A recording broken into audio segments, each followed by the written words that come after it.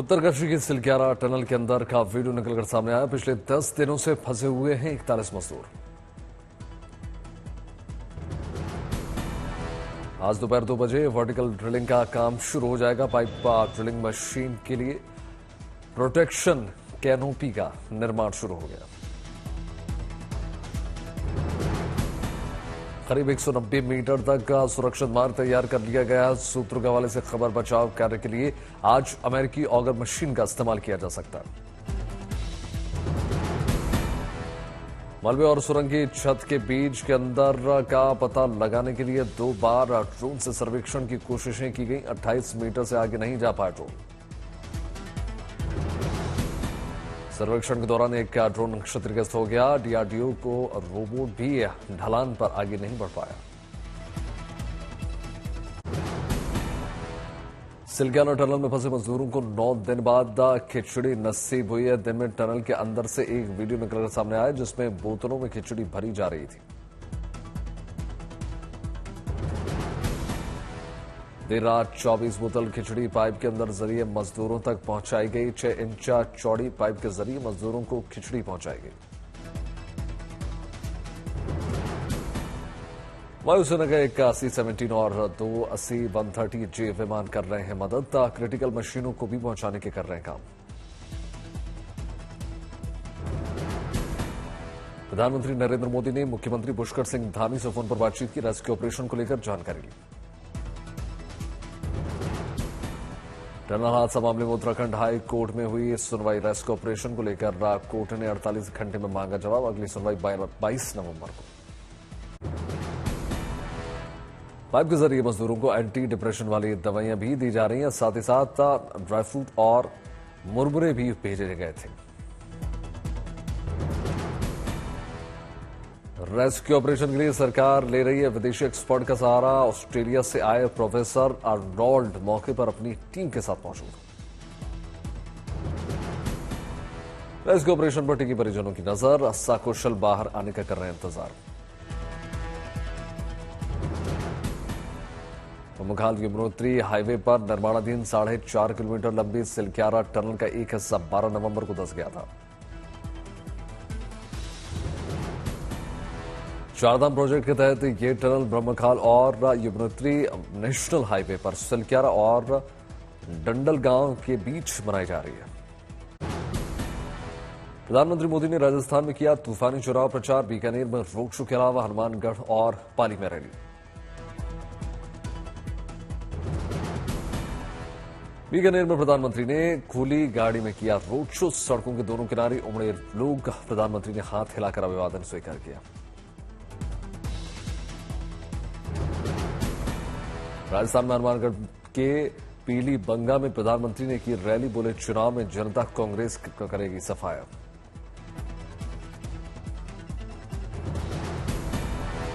लोकतंत्र की दिवाली है।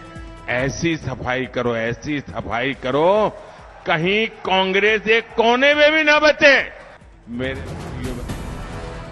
पीलीबंगा में प्रधानमंत्री की हुंकार। कहा जिसने भी गरीबी को लूटा उसने छोड़ा नहीं जाएगा। राजस्थान में भी वो दिन दूर नहीं जब गरीबों को लूटने वाले सलाखों के पीछे होंगे। पाली की रैली में भी प्रधानमंत्री मोदी का कांग्रेस पर करारा प्रहार। कहा सनातन को खत्म करना चाहती है कांग्रेस। प्रधानमंत्री मोदी ने कहा कांग्रेस सरकार के लिए भ्रष्टाचार से बड़ा कुछ नहीं है, परिवारवाद ही सब कुछ है। यहां की कांग्रेस के लिए परिवारवाद ही सब कुछ है। यहां की कांग्रेस सरकार तुष्टीकरण के अलावा कुछ नहीं सोचती। प्रधानमंत्री बोले राजस्थान में बन रही बीजेपी की सरकार पाली के लोगों पर भरोसा जताते हुए कहा पाली कभी पाला नहीं बदलता। नीतीश पर प्रधानमंत्री का निशाना। कहा घमंडिया गठबंधन के नेताओं ने हमारी माताओं के प्रति घोर अपमानजनक टिप्पणियां की। आज प्रधानमंत्री नरेंद्र मोदी का जयपुर में रोड शो के जरिए 4 अल्पसंख्यक बाहुल्य सीटों को कवर करने का रूट मैप तैयार किया गया। Road show Sanganeri gate Hanuman मंदिर से शुरू होकर हवा महल, बड़ी चौपड़ और चौड़ा रास्ता होते हुए त्रिपोलिया तक जाएगा। 5 किलोमीटर के रूट के दौरान प्रधानमंत्री मोदी ध्वजाधीश मंदिर, रामचंद्र जी मंदिर और हनुमान मंदिर के दर्शन पूजन करेंगे। प्रधानमंत्री के इस रोड शो का सीधा असर जयपुर शहर की 8 विधानसभा सीटों पर पड़ेगा। रोड शो के जरिए भारतीय जनता पार्टी बड़े संदेश देने की कोशिश कर रही है। रोड शो के दौरान प्रधानमंत्री मोदी का पारंपरिक अंदाज में स्वागत किया जाएगा। आज कोटा में भी प्रधानमंत्री नरेंद्र मोदी करेंगे रैली। एनसीपी पर दावेदारी को लेकर चुनाव आयोग में 24 नवंबर को अगली सुनवाई। अजीत पवार और शरद पवार गुट के बीच लड़ाई। राघव चड्ढा ने चुनाव आयोग से मुलाकात की, बीजेपी के खिलाफ सख्त कार्रवाई करने की मांग की। कहा, हमें न्याय की उम्मीद है। केजरीवाल की छवि खराब करने की कोशिश। मानहानि केस में समन रद्द कराने दिल्ली हाईकोर्ट पहुंचे राघव चड्ढा। मामले में जारी आदेश को चुनौती दी। 11 दिसंबर को सुनवाई। पाली मुख्यमंत्री अशोक गहलोत के खिलाफ बीजेपी कार्यकर्ता का प्रदर्शन। प्रधानमंत्री मोदी की जनसभा में शामिल होने पर रोकने से उग्र हुए थे बीजेपी कार्यकर्ता।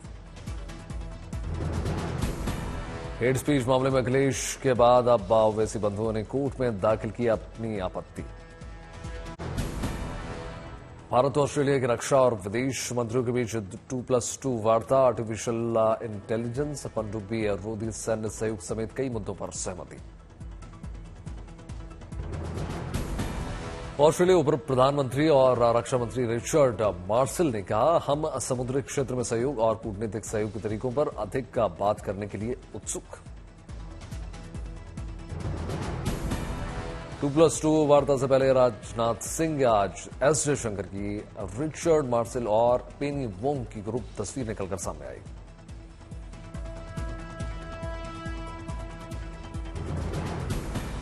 रक्षा मंत्री राजनाथ सिंह ने ऑस्ट्रेलिया उप प्रधानमंत्री और रक्षा मंत्री रिचर्ड के साथ दिल्ली में द्विपक्षीय वार्ता की। ऑस्ट्रेलिया के उप प्रधानमंत्री और रक्षा मंत्री रिचर्ड मार्शल ने trial service guard of honour का निरीक्षण किया। एनआईए ने खालिस्तानी अलगाववादी गुरपंत सिंह पन्नू के खिलाफ दर्ज किया मामला। वीडियो के जरिए एयर इंडिया से उड़ान भरने वाले यात्रियों को धमकी देने का मामला। रोहतक जेल में सजा काट रहे राम रहीम की 21 दिन के फरलों पर हुई मंजूरी। लखनऊ में हजरतगंज के केनरा बैंक में अचानक आग लग गई। जान बचाने की कोशिश में कई लोग घायल।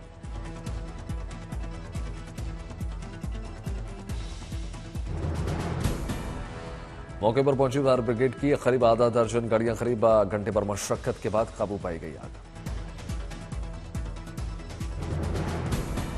गाजियाबाद में कौशाम्बी के एंजल मॉल में चल रहे कैफे बार में हंगामा और मारपीट, लहराए गए हथियार, 7 लोगों के खिलाफ मामला दर्ज। रोजगार के मोर्चे पर अच्छी खबर, ईपीएफओ ने सितंबर महीने में जोड़े 17,21,000 सदस्य। दिल्ली सिविल डिफेंस वॉलंटियर्स के लिए गुड न्यूज, होम गार्ड्स के चयन में मिलेगी प्राथमिकता। पणजी में भारतीय अंतर्राष्ट्रीय फिल्म महोत्सव के 54वें संस्करण की शुरुआत, सितारों और हस्तियों का लगा मेला। भारतीय सिनेमा को पहचान दिलाने में शानदार योग दिलाने के लिए माधुरी दीक्षित को सम्मान, कहा ऐसे अवार्ड अच्छे काम करने के लिए प्रेरित करते हैं। फिल्म महोत्सव में द केरला स्टोरी भी दिखाई जाएगी। 27 नवंबर को आईनॉक्स स्क्रीन 2 में फिल्म की होगी स्क्रीनिंग। वाराणसी के काशी विश्वनाथ मंदिर में बने कॉरिडोर की तर्ज पर ही बांके बिहारी मंदिर कॉरिडोर बनाया जाएगा। इलाहाबाद हाईकोर्ट ने उत्तर प्रदेश सरकार को यह कॉरिडोर बनाने की मंजूरी दी। हाईकोर्ट ने अपने आदेश में सरकार को कॉरिडोर बनाने के बाधा बने अतिक्रमण को हटाने की भी अनुमति दे दी। कुछ मसलों को लेकर मंदिर में पुजारी भी कॉरिडोर निर्माण का कर रहे हैं विरोध। मथुरा में श्रीकृष्ण जन्मभूमि ईदगाह दरगाह मामले में हिंदू पक्ष की याचिका पर आज इलाहाबाद हाईकोर्ट अपना फैसला सुनाएगा। हिंदू पक्षकारों ने मथुरा के शाही दरगाह परिसर के सर्वे कराए जाने की मांग की है। 16 नवंबर को सुनवाई पूरी होने के बाद कोर्ट ने फैसला सुरक्षित रखा था। हिंदू पक्ष की मांग काशी विश्वनाथ मंदिर के ज्ञानवापी परिसर की तर्ज पर मथुरा में श्री जन्म स्थान पर बनी शाही दरगाह का भी ऐसा सर्वे होना चाहिए।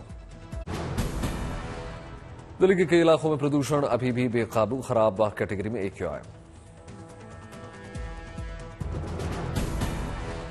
दिल्ली के करोल बाग की ड्रोन तस्वीरें निकलकर सामने आई। धुंध से ढका नजर आया आसमान।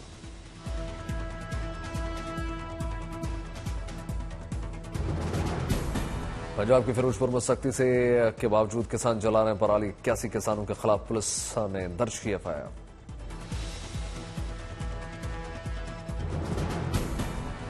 चंडीगढ़ में धड़ल्ले से किसान जला रहे पराली। दिल्ली NCR में बढ़ा प्रदूषण और बढ़ने का खतरा। श्रीनगर में छाई अब भीषण कोहरे की चादर और ठंडक में हुआ इजाफा। लंदन में जगमगा रही है क्रिसमस की रोशनी। लंदन वासियों ने त्योहारी सीजन का स्वागत किया।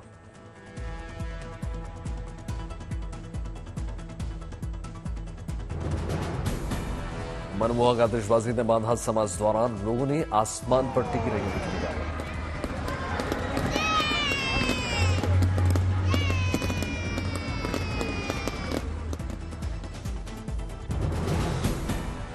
लंदन की सड़कों पर मौज मस्ती करते हुए नजर आए लोग। अपने बीच सेंटो को पाकर बच्चों ने खुशी खिलाई।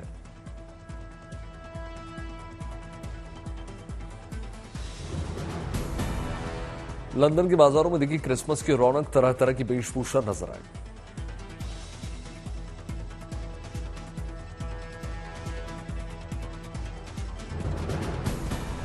सड़कों पर लाइव परफॉर्मेंस बना आकर्षण का मुख्य केंद्र। भीड़ के बीच कलाकारों ने दिखाया हैरत अंगेज करतब।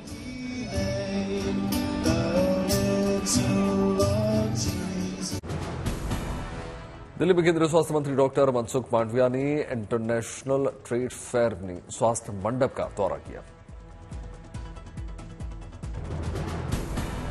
भुवनेश्वर में ओडिशा के मुख्यमंत्री नवीन पटनायक ने गरीबों के लिए किफायती आवास परियोजना की शुरुआत की।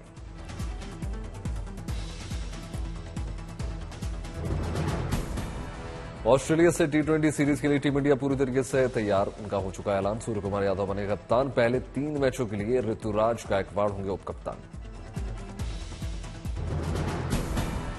ऑस्ट्रेलिया से 5 T20 की सीरीज खेलेगा भारत। अंतिम 2 मैचों में श्रेयस अय्यर होंगे उपकप्तान। टीम में अक्षर पटेल की वापसी। एशियन गेम्स में खेलने वाले जितेश शर्मा और रिंकू सिंह टीम में दिए गए 2 चेहरे। बद्रीनाथ धाम से चली जगतगुरु शंकराचार्य जी की गद्दी जोशी मठ के नरसिंह मंदिर में हुई दाखिल। भक्तों ने डोली का किया भव्य स्वागत। मंदिर के कपाट विधि विधान के साथ पूजा अर्चना की गई।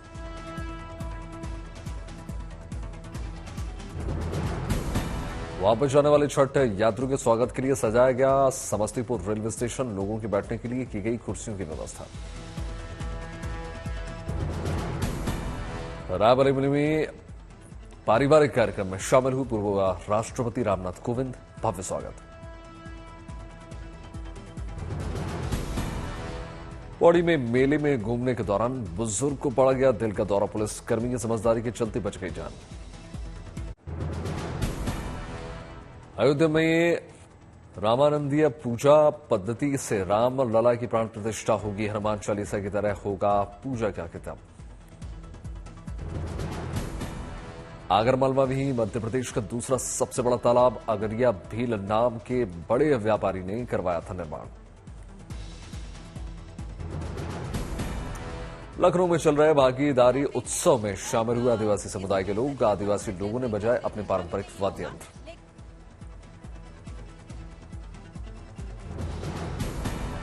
अरुणाचल में चीन की सीमा से लगे इलाकों में केंद्रीय मंत्री किरण रिजिजू ने कई विकास परियोजनाओं का उद्घाटन किया।